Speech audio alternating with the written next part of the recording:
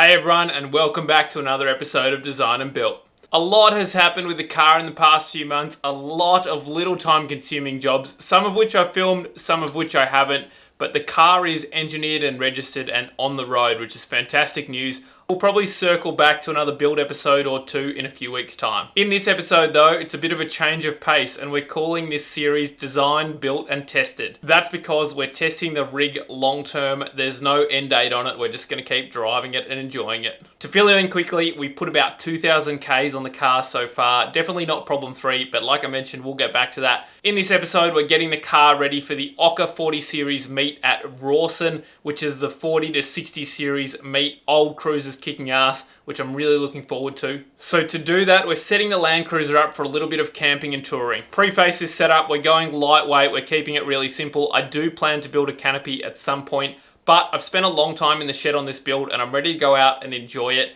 We're starting off with a very, very simple setup, very light on, which is going to make the car handle better off-road. I do plan to design and build an alley canopy at some point. For anyone who's been following along, you'll know that I really enjoy working with CAD and aluminium, and definitely TIG welding aluminium is one of my favorite things to do in the shed. So we will get to that, but for now, we're just going to keep it simple and lightweight and enjoy the car, shake it down and troubleshoot any problems that we may have. Just before we get into the setup and packing video, I've got a really exciting announcement. I'm partnering up with the team down at Kincrome. I think it's going to be a really good partnership. They do tools.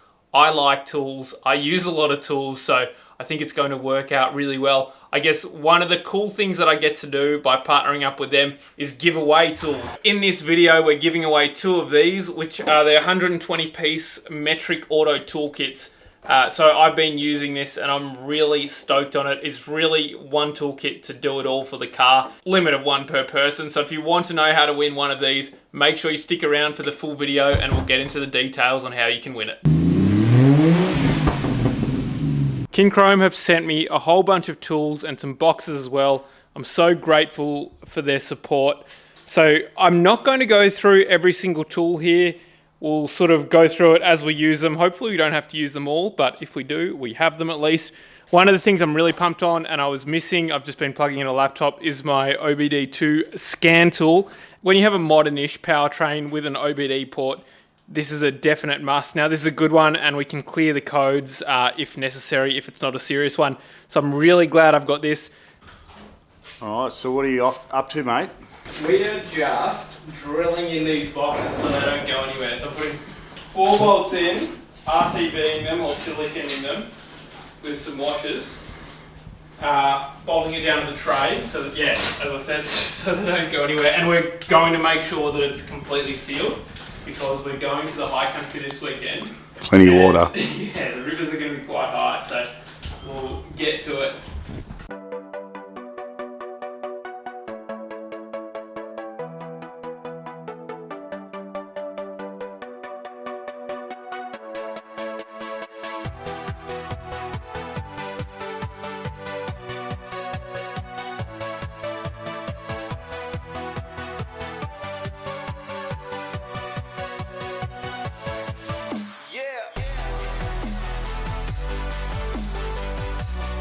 As is, so the toolboxes are all bolted down now, nice and solid.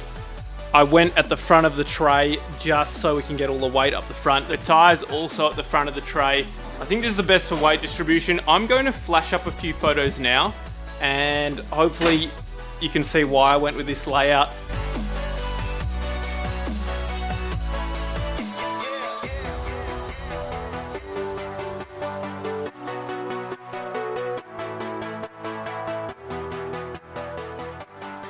Got the fridge at the back. These corners are empty. We're going to be bashing it around a bit and then we can just chuck some jerrys and some loose stuff in there. We'll have to add some tie down points at some point.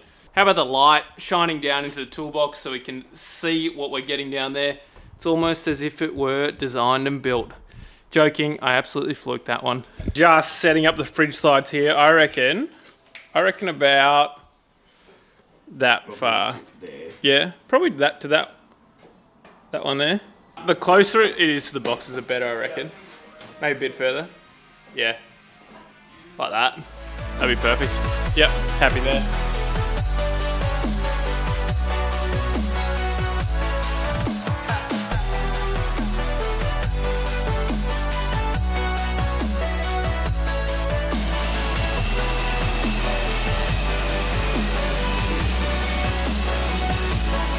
putting in the spare tire mount now.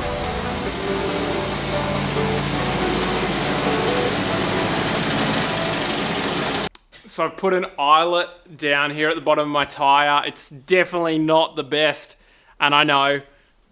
And yeah, it probably is going somewhere, and you don't hear that too often, and not hear someone do something about it. But I don't want to drill too many holes. I think I've actually got a cool idea for a bit of a design for like a wheel max track high lift jack holder in here. I'm going to make that up out of sheet, but I definitely don't have time, considering we were supposed to be at the Ocker approximately 3 hours ago, and it is close to midnight.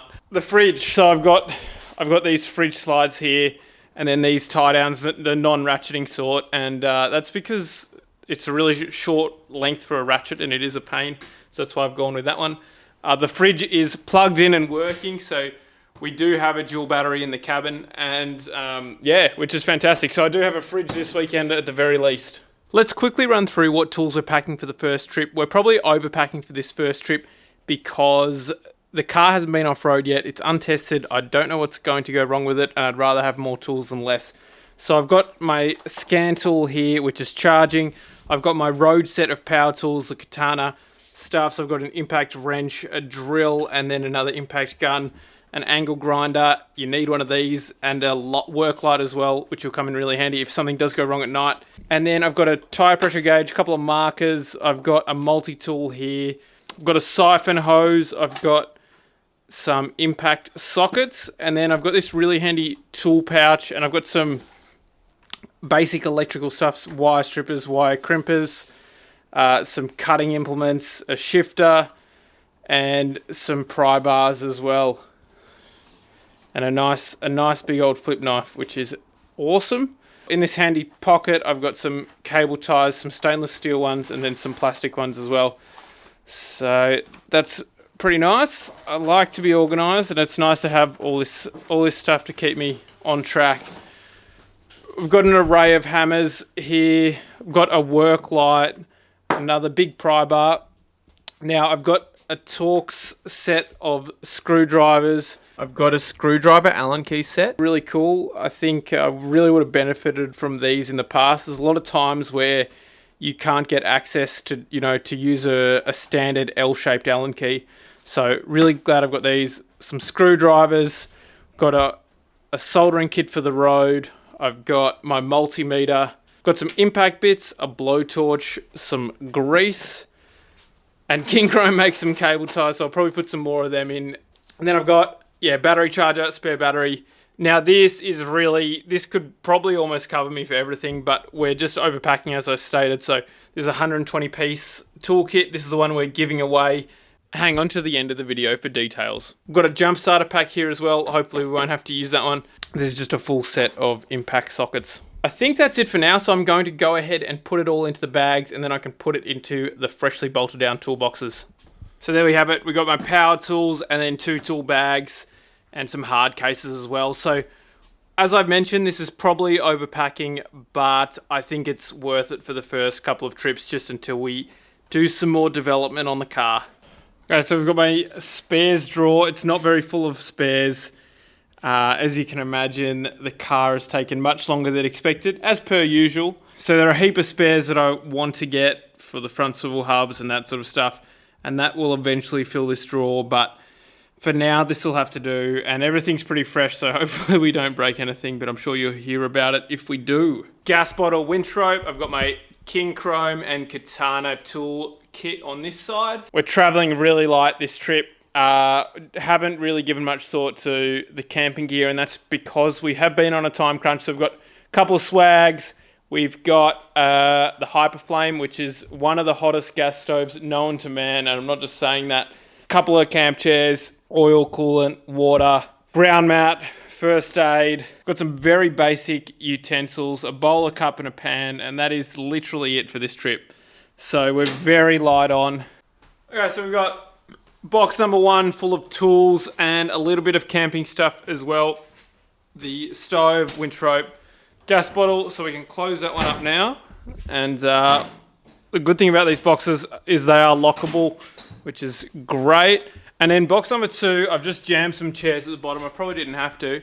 And then this is pretty much a full box. Oh, spare tail shaft. As you know, for those of you who've been following along with my build, the tail shaft could be the Achilles heel of my build. It is a little bit steep, but we're going to monitor it and see. But I do have a spare one anyway, so it's not going to stop us out in the bush for this weekend. So that is one of the big spares I'm carrying. And as I said, I've got to get a whole heap of other spares as well. So pretty much got this whole tub for our personal belongings, bags, pillows, sleeping bags, that sort of stuff, which is fantastic. And then we'll whack the swags on the back. That just about covers the basic setup of the ute. I've got to strap the swags down. As far as livability goes, it's definitely not a fancy canopy, but as I've mentioned, we are going to do that at some point.